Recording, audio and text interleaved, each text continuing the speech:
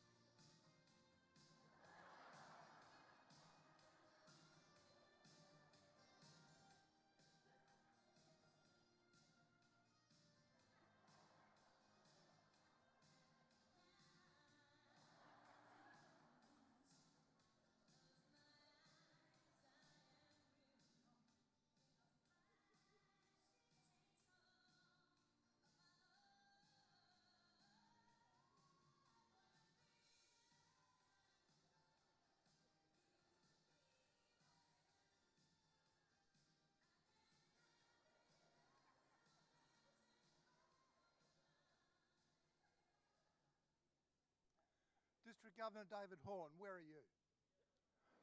Not here. Oh, well, that's unfortunate. I'm sure someone else can take it back. I think I've found some new recruits for your Hearing Dogs program. Although I think some of them may need a little bit of remedial training. Council Chair Vin, past International President Barry, past International Director Tony, Lions, Leos and friends. It really is a privilege to be able to address you this year as your International Director. As you would know, last year, Multiple District 201 and Multiple District 202 conventions clashed. And as you had Vice President AP Singh at your convention on the Gold Coast, it was more appropriate that I attend the MD 202 convention as their international representative. The other very special thing, and it has actually been mentioned about this convention for me, is 40 years ago this year, I joined Lions in the then Darwin Sanderson Lions Club. So it's thank you. So it's wonderful to be back here again, but in a slightly different role. There's a great line in that opening song that I used. Take your passion and make it happen. I think everybody here has passion. You wouldn't be here if you didn't. And as we've gone around visiting each of the areas contained within our constitutional area, we've seen some amazing projects and amazing passion behind them. In Indonesia, we were shown an environmental project to clean the polluted waters around Jakarta using green mussels. In New Zealand, we visited the Lions Cancer Lodge for patients undergoing cancer treatments. In New Caledonia, we saw the Lions partner with the New Caledonia Diabetes Association to conduct diabetes screening. And in Australia, I think one of the highlights for us was to attend the Lions Hearing Dogs Centre and see firsthand the training of a medic alert dog. What they are able to achieve with their cramped, outdated premises is amazing. So please support them with their rebuilding program. But with every one of those projects and so many more, it was the passion of the Lions members that made it happen. It was so impressive to see these wonderful projects, but what was so special about each and every one of them, no matter how big or small the project was the passion and the commitment of the Lions behind them, the Lions making it happen. Because we are changing the world, as our International President reminds us. And this year we have an outstanding International President in Dr. Patty Hill. She also has a passion, and she's certainly making things happen. So let's have a look at a message she's provided for us.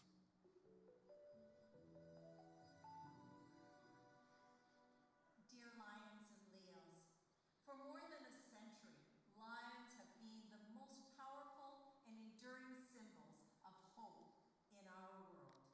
We are a global association with members of all ages and all cultures, serving in nearly every country on earth. And we are working together to make the world a better place for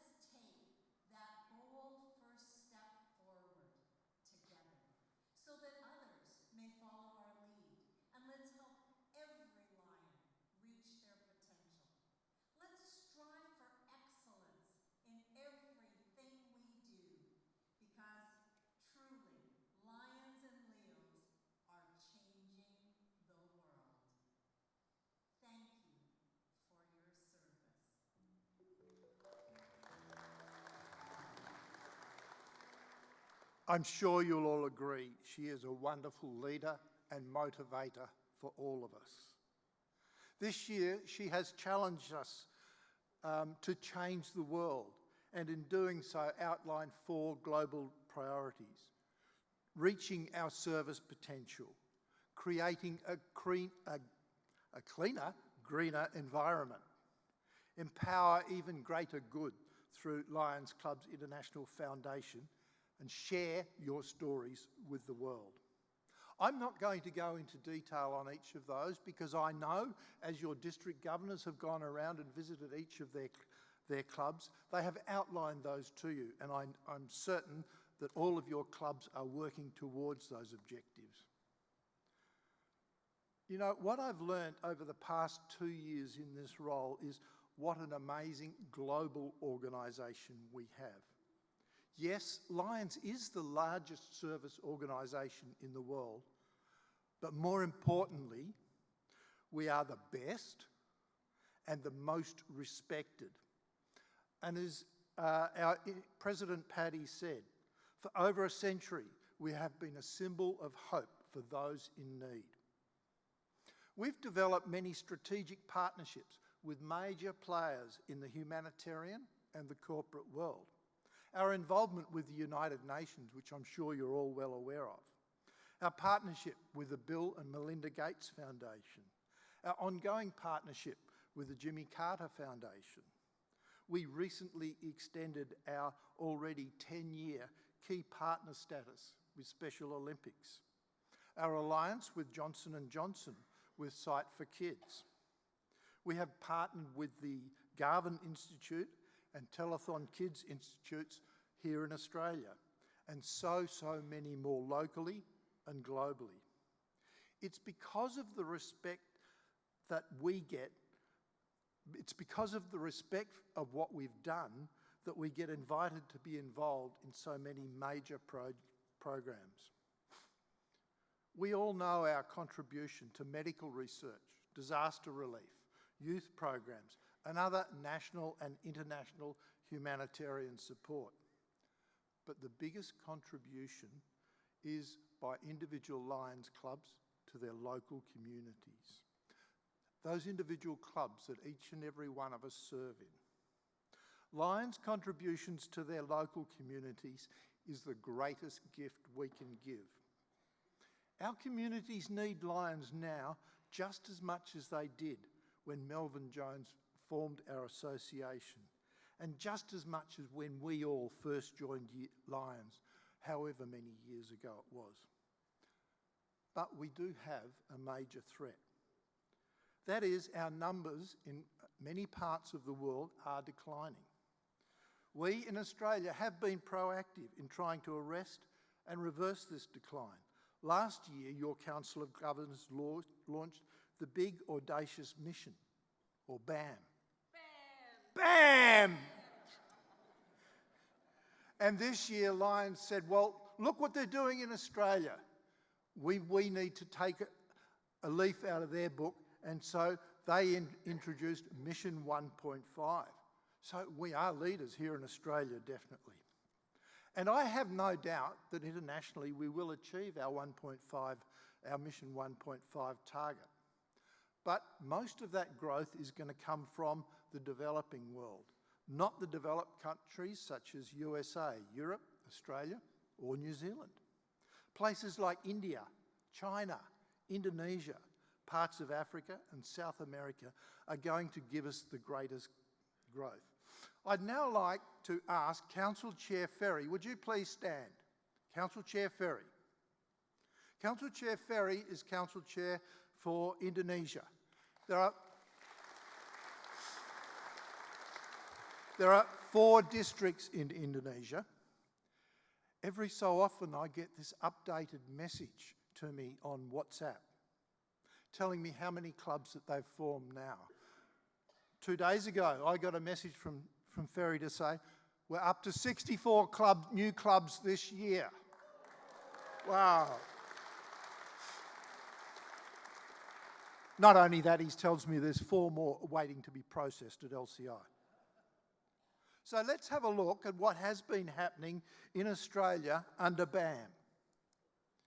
We've seen steady growth from July through to November. But then something happened. We got a big wake-up call. And this happened across every district in Australia, and also it happened in many other parts of the world too.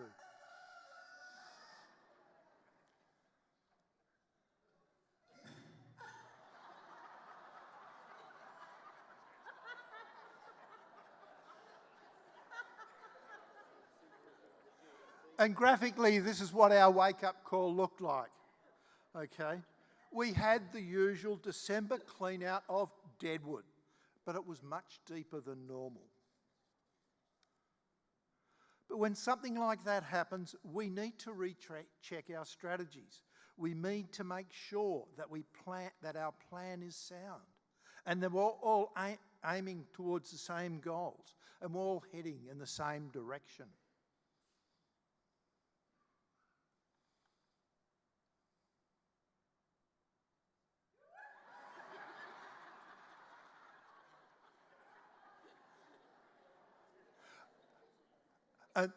That's exactly what your district governors and your GAT teams have actually done.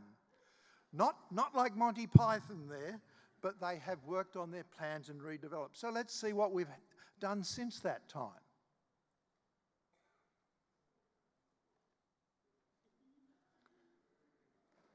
Well done. But guess what? June's just around the corner. All right? So what we need to be doing is going back into our clubs and making sure that we don't have that big, massive clean-out come June again. You have time. You have the time to do something about that. If you do have members that you might consider marginal in your club, you need to be talking to them. Find out why they are disengaged. How are we not meeting their needs? Why are they not feeling included or needed in your clubs? Every Lion joined because they wanted to contribute and they wanted to make a difference. Most of our drops, quite frankly, are not because the association was not a good fit for them. Most of our drops are because we forced them out. Somehow we are no longer meeting their needs. So let's buck that trend in June and not undo the great work that's been happening to date. It's important to understand why international, why multiple district, and why districts continue to put an emphasis on maintaining and growing our membership. And I know that there'll be the cynics out there that'll say, well, it's to gain additional revenue through dues, or it's some sort of status push so I can gain another medal or something like that. Well, that's not the case. There are 5 key reasons I believe we need to be increasing our membership. We need to increase the capacity to serve. With an increased membership, we can take on new projects, bigger projects, more impactful projects, and serve more people in need around the world. Secondly, to have a greater diversity and inclusion. We're always saying that our clubs need to be more reflective of the communities in which we serve. We don't just need members who look, think, and act the same as we do. If that's all we were missing, then we are missing, if that's all, then we're missing so many opportunities out there. And diversity is much more than about race, colour and religion.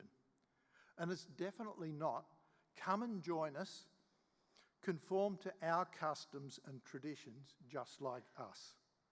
It's acceptance and it's embracing differences. The third reason is to increase advocacy, both locally and globally. Lions, as I said before, is one of the most respected brands in the world. We are trusted and our voice is important. And that's why we have a very special relationship with the United Nations as an example. But also locally. Just think about the relationship your club has with your local shire or council. With that respect comes the ability for us to become that powerful voice. We should be advocating for the needs of our communities, and not in a political way, but for what we believe is important. The fourth reason is to be able to provide increased member benefits. With increased membership means we're able to expand the level of benefits that we do provide to our members. We provide wonderful opportunities for individuals to grow, to expand their knowledge and develop their leadership skills. I don't think there would be one person in this room who could say that they have not grown individually through their involvement in Lions. But to me, two of the greatest benefits of my time in Lions is that inner feeling of satisfaction when helping others, and of course, the great friendships that we make along the way. By increasing our membership, we open up those opportunities to others. And the final reason is to make us stronger at every level. With increased membership means our administration, our clubs and our many foundations that we've established will be much stronger. And in all of that, we must remember the power of our Lions Clubs International Foundation and in Australia, the Australian Lions Foundation. They are there to support your programs, and greater membership means they can also grow and become stronger. So membership does and always will remain a focus, but only so that we can improve the quality and the scope of the service that we provide. The only thing that's going to stop us from achieving that target is ourselves. If we continue to run the clubs as we have for the past 20 or 30 years, we will not grow, we'll go backwards. We need to change. We need to embrace new ideas, new ways of doing things. It's often said that the only person who looks forward to a change is a baby with a wet nappy. And unfortunately, we do have a number of wet nappies out there. So what I'd like to do now is ask you to throw some wet nappies at me, please. If anyone has some young children here, please, that wasn't a literal statement. Would someone like, hello? That's better. Would someone like to suggest some wet nappies that we need to throw out? John, I'm sure you can think of something. Oh, my goodness. Yes, who else? Anyone? Any wet nappies? Yep. We've tried it before and it wouldn't work. Yep. This is not anything that they say that you mentioned out there that you grow as a person. I've been in it for 40 years and have a look at this. Nothing's happened. So I actually knew Ozzy about 30 years ago. He was only about this big then. Yeah. Any other wet nappies? Who's got some wet nappies for us? We've tried it before and didn't work. You know my response to that? If you tried it before, you thought it was worth doing. Now let's find a way to make it work. I'll give you a variation on that as going around trying to start Leo clubs. We tried it before. How long ago? Oh, 8 years, 10 years. Well, don't you think you could try it again? Oh, well, yeah, maybe. Thank you. Any others? Governors, I'm sure you've seen some things in your travels that we need to change. We don't want a new club in our town. That's our territory. You keep away. Just because we're looking at starting a businessman's club or business person's club that's going to run at lunchtimes, doesn't matter. Can't afford to pay the fees. Okay. That's not real. What's not real service, John? Oh, mate, we get it all the time. You're not out there cooking a barbecue and raising funds, so it's not service. You're only planting trees. That's right. Hello, yes. But why change? It's always been that way. Why change? It's always been that way. We get very much in our comfort zone, don't we? We hate to step out of our comfort zone. You're doing it wrong. You're doing it wrong. What about the way we meet? And, you know, do we need to have dinner meetings? Do we need to have face-to-face meetings? Or hang on, do we need to hold multiple district conventions all face-to-face and vote late from that? There are some male clubs that will not allow female members. Oh, and she's dead right. She's absolutely right. We get in a new member, we tell them $200 a year for your fees, and then we hit them with a joining fee. I don't believe we need a joining fee now that we've got internet. Okay, fair enough. And very, very worth considering, I agree. Yeah. Or we get new members and we invite them into our clubs and say, you know, when you sit over there, we'll feed you a little bit now and a little bit later and whatever. We don't talk about purposes, we just read the list. We go to our club meetings and we read the purposes and the ethics with little or no feeling at times, don't we? Okay. Brian, I think, gave a great example of how to put meaning into those two lots of statements that we have. Okay, so we do have wet nappies. Hello, one more.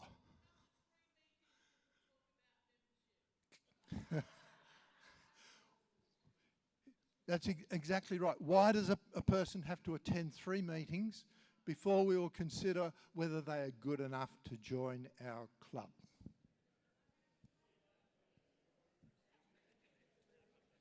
That one created a bit of interest. Okay.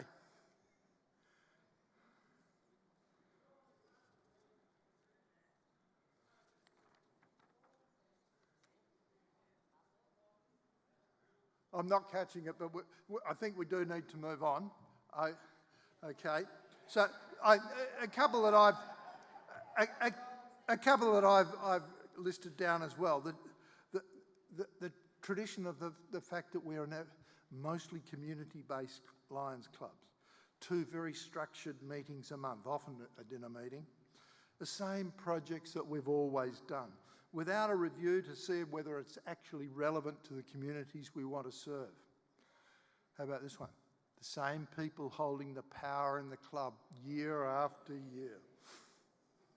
And I think I'll pick up on John's here. Are we becoming too much known as sausage sizzles rather than for our impact in the community?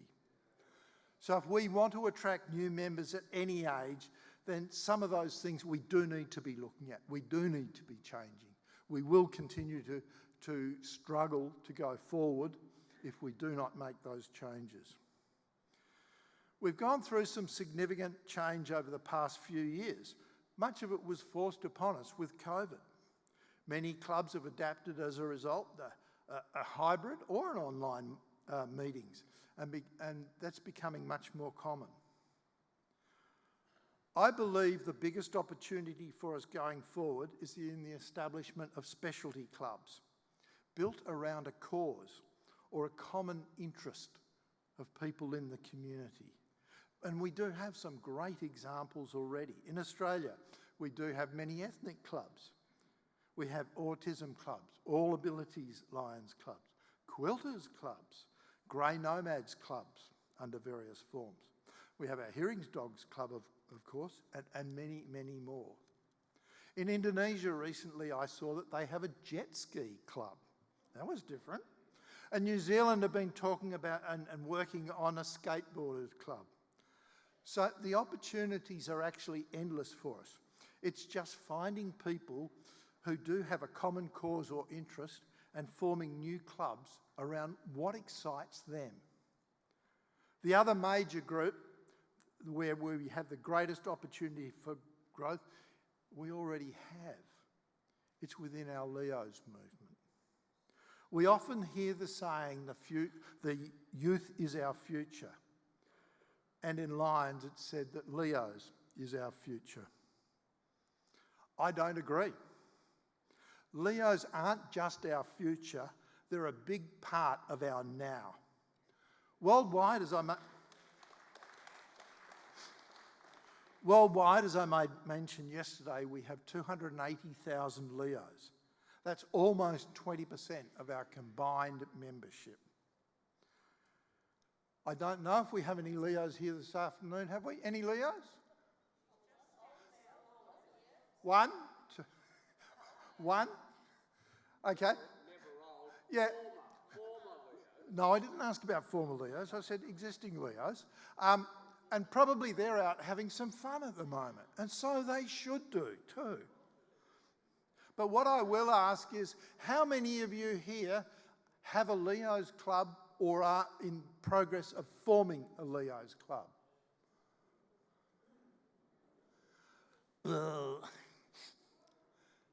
Not a lot. I'd say about 20% of it. 20% of us.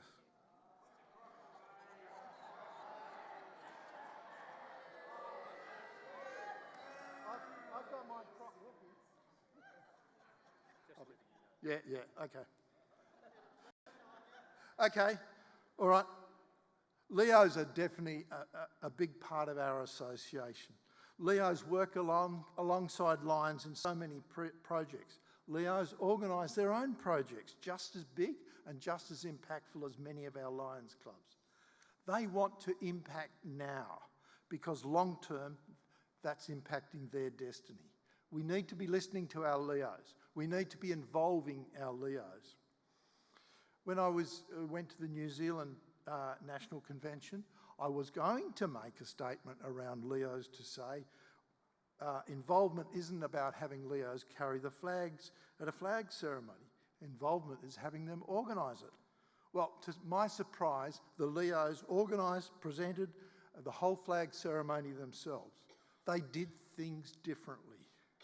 Instead of having each flag come out with a national anthem, they had catchy songs which represented each of the countries.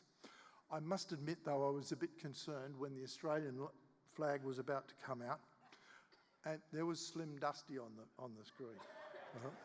Here we go. We're going to recognise the Australian flag to a pub with no beer.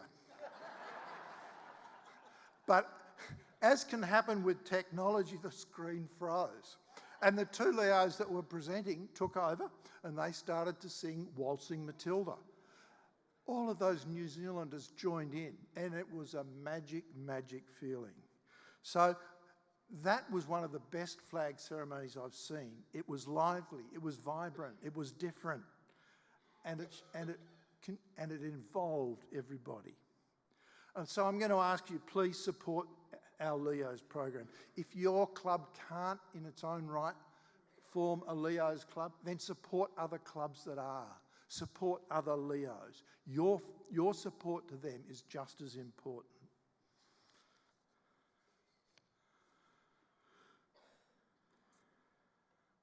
Okay. And I'd just like to say, see that photo up there?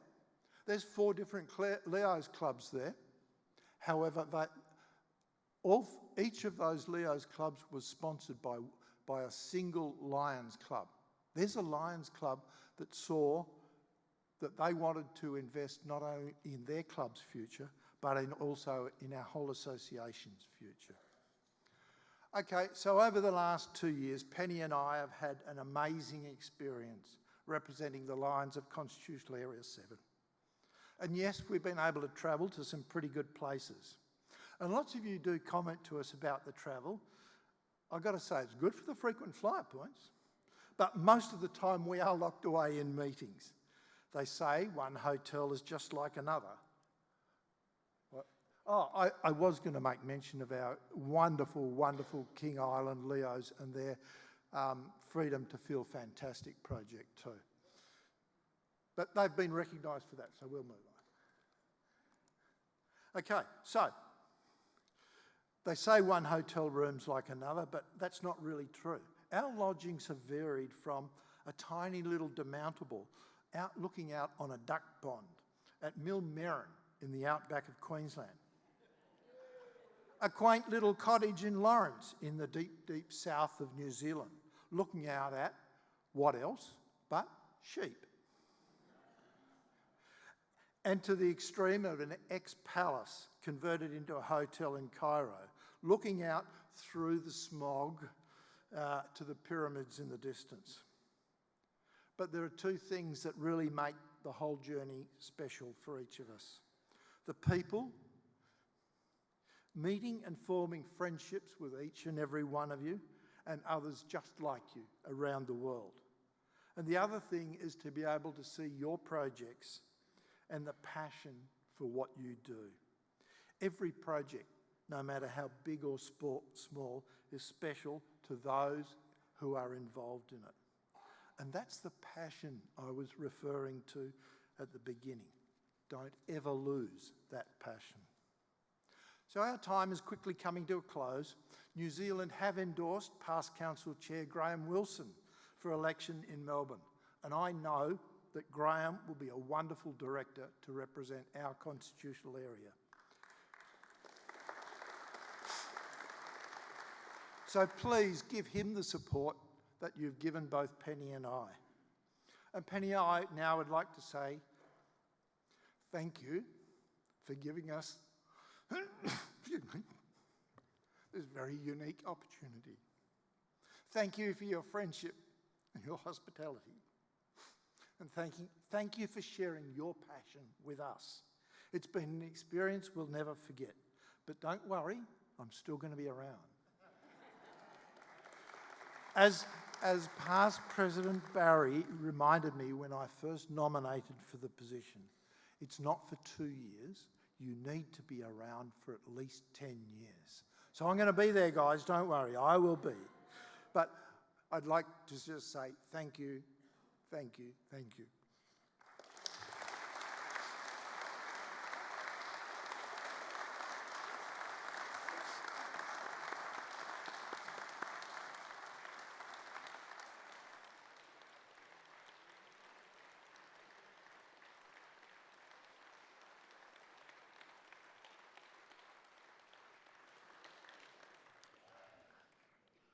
Thank you. And now could I ask District Governor Peter Francis to come